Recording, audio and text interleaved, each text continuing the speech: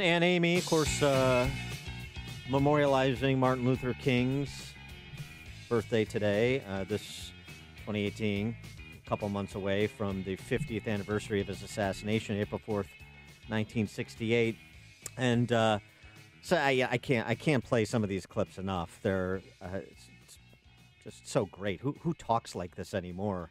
I wish more people did. Martin Luther King, in one of my favorite speeches, the street sweeper speech that he gave here in Chicago, New Covenant Church, about almost exactly a year before his assassination. What I'm saying to you this morning, my friend, even if it falls your lot to be a street sweeper, go on out and sweep streets like Michelangelo painted pictures. Sweep streets like Handel and Beethoven composed music. Sweep streets like Shakespeare wrote poetry. Sweep streets so well that all the host of heaven and earth will have to pause and say, here lived a great street sweeper who swept his job well.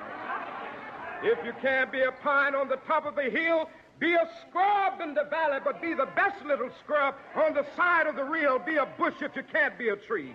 If you can't be a highway, just be a trail. If you can't be the sun, be a star. It isn't by size that you win or you fail. Be the best of whatever you are. I mean, he writes poetry like Shakespeare.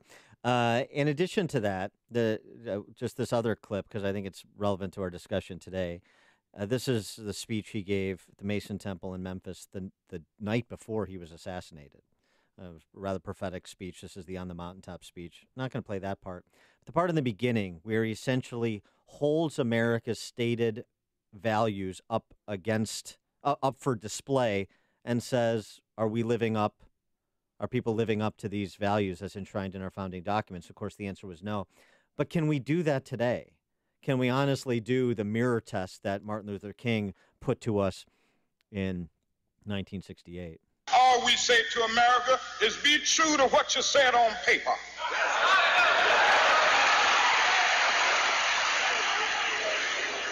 If I lived in China or even Russia or any totalitarian country, maybe I could understand some of these illegal injunctions.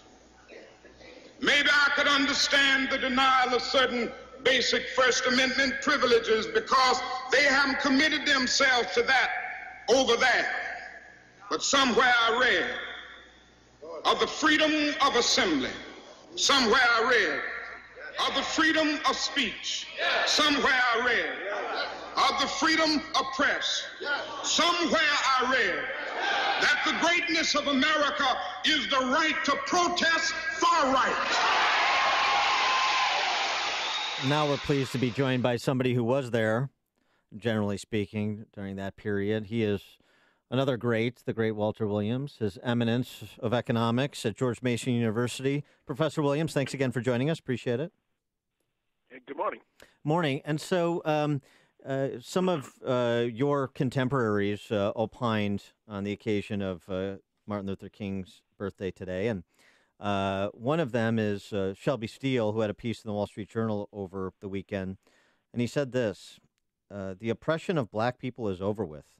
This is politically incorrect news, but it's true nonetheless. We blacks are today a free people. It's as if freedom sneaked up and caught us by surprise. He goes on to say, we can say that past oppression left us unprepared for freedom. This is certainly true, but it's no consolation. Freedom is just freedom. It's a condition, not an agent of change. It doesn't develop or uplift those who win it. Freedom holds us accountable no matter the disadvantages we inherit from the past. Is Shelby Steele right about that? I think he's absolutely right, and that's something I've said for years, that the civil rights struggle for black Americans in our country is over, and it has been won. That is, at one time, black Americans did not have the constitutional guarantees of everybody else in our country. Today, we do. Now, because the civil rights struggle is over and won, that does not mean that there are not major problems confronting the black community, such as education, crime, and family breakdown. These are major problems, but they're not civil rights problems. That is, they will not be solved by using civil rights strategies. That is, If you can sing "We Shall Overcome" all you want, but if blacks are murdering each other, as they are doing in great numbers in your country, in your city, and getting a fraudulent education, a grossly fraudulent education, where the average black 12th grader, he can read and write at the level of the average white 6th or 7th or 8th grader. Now, that's a major problem, but it's not a civil rights problem. That is, you take city of Baltimore. That's a city that's run. The blacks have been mayors, chief of police, superintendent of schools, most of the members on the city council, but yet this fraudulent education goes on, and that's true in many cities. But it's not civil rights problems. It doesn't have anything to do with racial discrimination, and so I think that Dr. King's legacy, his battle that he fought, it's over and won, but we still have major problems that remain. What do you think Martin Luther King Jr. would think of the Black Lives Matter movement and of Antifa? Well, I think he would look at it with a great disgust. That is, he was a man of peace. He was against the advocation of violence. And matter of fact, during his life, he had an ongoing battle with the black Muslims because they were more for using violence and confrontation. So I think that yes, he would be against the Antifa and Black Lives Matters. And Bob Woodson, another contemporary writing in The Hill about how to truly honor the legacy of Dr. King, says, among other things, the noble struggle for equal rights has morphed into a race grievance industry. I think that's a little bit what you're speaking of. And the sad thing, it seems to me, is it even afflicts some actual heroes of the civil rights movement, like Congressman John Lewis from Georgia, who's bought into the race grievance industry, as Bob Woodson describes it. That is absolutely right. And if we continue to look at them as racial discrimination problems, the problems are going to remain forever. That is, the very fact that 75% of black births are births out of wedlock, which is devastating to the black family structure and black welfare. If you want to consider that a civil rights problem, well, the problem's going to exist forever. If you're going to, the black people in Chicago and many other cities, they're not putting bars at their windows, huddled in their homes at night. They're not afraid of the Ku Klux Klan riding through, and so, but they're afraid of other black people. So if you say, well, gee, we have to somehow do something about the Ku Klux Klan, well, the black people are going to be endangered forever.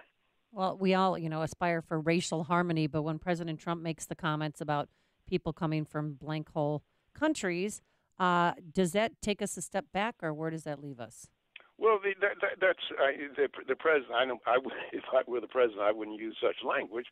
But the point that he's making, if you ask the question about people coming to our country illegally, just ask yourself the question: how many Norwegians are in our country illegally and crowding up our jails? How many people from Finland? How many people from New Zealand? Those people coming to our country are not our problem. The people who are coming from South America, Latin America, and Africa and the Middle East, those people are our problems. Now, the president could have used different language, but he was surely on right on the spot when he's talking about the kind of people who we're admitting into our country who are causing us major problems. Now, it's not politically correct to talk the way I am, but it's factual. That is, I've asked you, how many, and I gave the case of Norwegians, Finns, and New Zealanders, and others, how many of them causing problems, burdening our welfare system?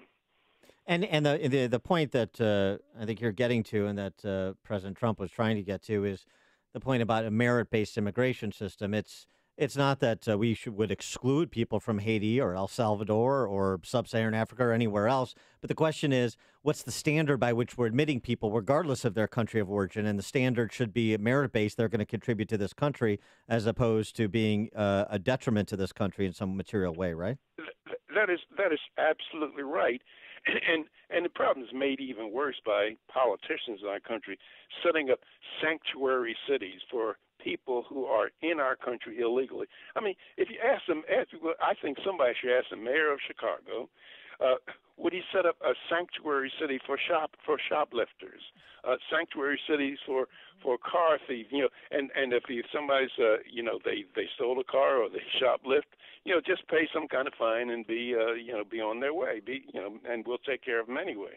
Is it your experience, since you've lived through some terrible periods in our country's history in a way that I certainly haven't, is your experience that once you get beyond the politicians demagoguing identity politics, whether it's based on race or gender, that in terms of the actual interaction between human beings on a daily basis, things are actually pretty good, racial harmony wise, but and not that you don't have some bad actors and racists. Of course you do. You always will. But things are generally pretty good, much different than they were 50 years ago, and there should be some recognition of that.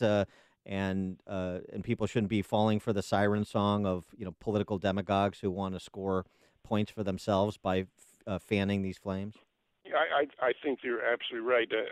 My next birthday, which will be in March, I'll be 82 years old, and I have lived through. And when I was in the Army, I was sent down to Georgia. I'd lived through a lot of the discrimination.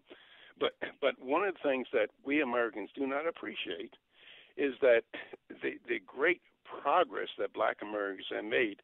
Now, for example, that if you just added up the income that Black Americans earn each year, and just thought of us as an independent country with our own GDP, Black Americans would constitute the 16th or 17th richest country on the face of the earth. There are some Black people who make a lot of money, millionaires. Many Blacks are some of the world's most famous personality, and it was a Black in the name of Colin Powell that headed the world's mightiest military. Now, the significance of all this is that in 1865, neither a slave nor a slave owner would have believed that this kind of progress would be possible in a mere 100 years or so. And as such, it speaks to the intestinal fortitude of a people, but just as importantly, it speaks to the greatness of a nation. That is, those kind of achievements that Black Americans have made could not have been achieved anywhere else on the face of the earth. Now, the problem that remains is how can we get 30 or 35% of Black Americans for whom these gains have been elusive, how can we bring them into the mainstream American society? And that's the big question, and we won't get at it. We won't reach a solution by looking at racial discrimination.